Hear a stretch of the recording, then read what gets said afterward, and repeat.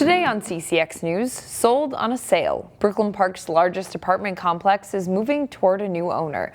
Why it took a controversial city council decision to make it happen.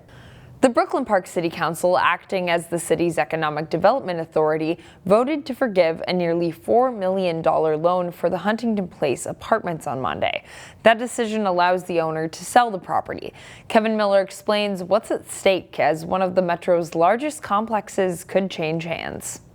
The Aon folks have been, in my opinion, terrible since the day I met them. Harsh words from a city council member for the nonprofit owner of Huntington Place Apartments. It's the second largest complex in the Twin Cities with more than 800 units. The owners have been pushing a sale of the complex for months, saying they're at risk of a foreclosure. We need a decision. We have to move. Our lenders have held. That doesn't mean they're going to hold forever, guys. A foreclosure means the property could sell to an unknown buyer for a lower price on the open market. Aon wants to avoid that and identified a likely buyer in New York-based Moss Capital Group. But there's one problem. Aon owes Brooklyn Park $3.8 million. And they say the sale can't go through unless the city forgives the loan. For some city council members, that's a bitter pill to swallow. I think that the proposal that's in front of us tonight gives the city the greatest chance to control the greatest number of variables. And even in that case, it's terrible.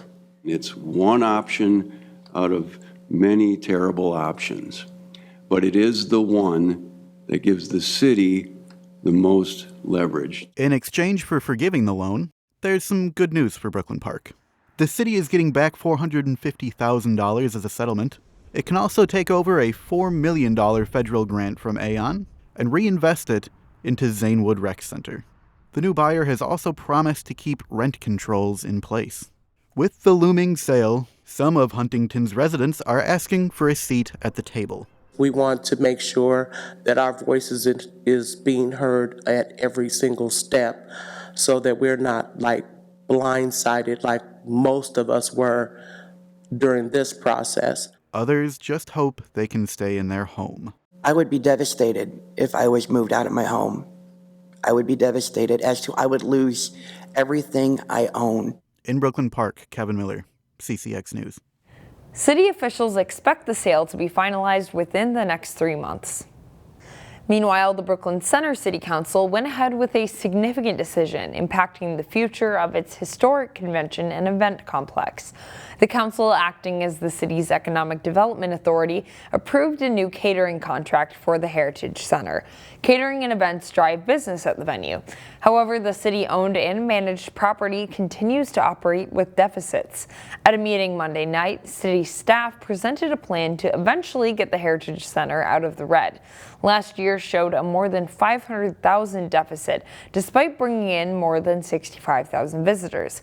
Projections would lower those losses to under $100,000 by 2027. A flavorful chicken that has roots in Guatemala is now available to people in Brooklyn Center. 3, 2, 1!